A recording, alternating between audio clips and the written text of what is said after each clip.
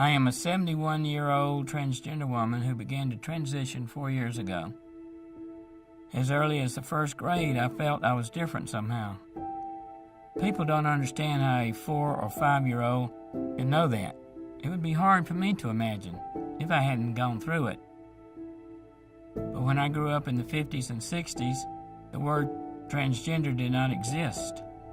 Furthermore, the thought of people changing genders was abhorrent. In Mississippi, I'm a Republican on economic issues, not social issues. I think we need to educate the Mississippi Republican leadership and their constituents. People need to understand that this is real. Right before my 67th birthday, at the end of 2013, I discovered the word transgender. I began my transition from Stephen to Stephenie. Being a transgender person is not something a person takes lightly. I began to research this word and educated myself about gender dysphoria, which is a sense of unease about the body you were born into. It was not until my teens that I discovered why I felt different. I should have been born female, but there was nothing I could do about it. For the first 66 years of my life, I suppressed the feeling that I should be female and not male. Every so often that feeling would come to the surface, but I quickly pushed it down. I believe I am an example of a person who has lived a good life. I am a Vietnam-era veteran, completed college with a master's level degree, got married, had a wonderful daughter, had a good job, retiring in the management level.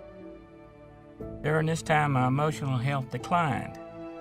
I was told for many years by my wife and others that I was depressed and I needed to do something about it. I did not feel depressed nor do anything about it, and my marriage ended in 2012. As part of my transition, a psychologist diagnosed me as having gender identity disorder as well as depressive disorder.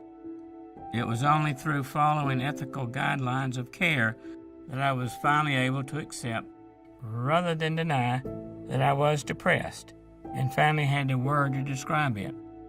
I feel the majority of Mississippians do not understand what being transgender means. We need to understand that transgender people are normal people.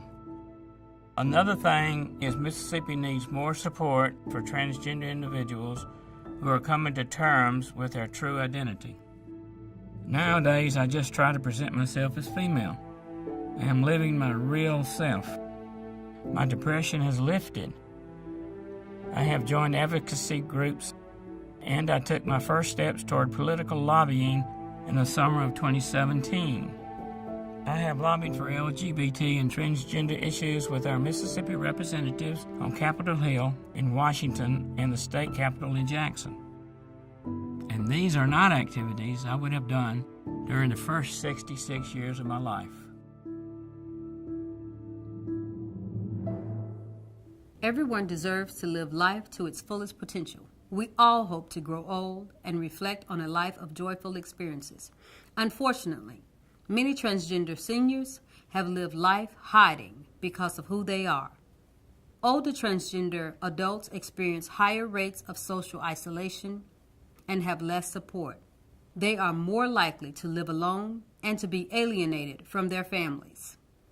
The systemic discrimination experienced during their lifetime translates into fewer financial resources available to support themselves and worse health outcomes.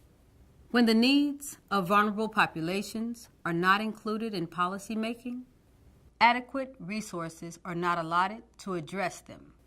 And when the government excludes sexual orientation and gender identity in policy, it could be life-threatening. Our elected officials must garner a deeper understanding of the lives of their transgender constituents, as well as an informed perspective on the critical issues faced by the transgender community as a whole. The ACLU of Mississippi is working tirelessly to codify statewide and local civil rights protections that include transgender people as a protected class.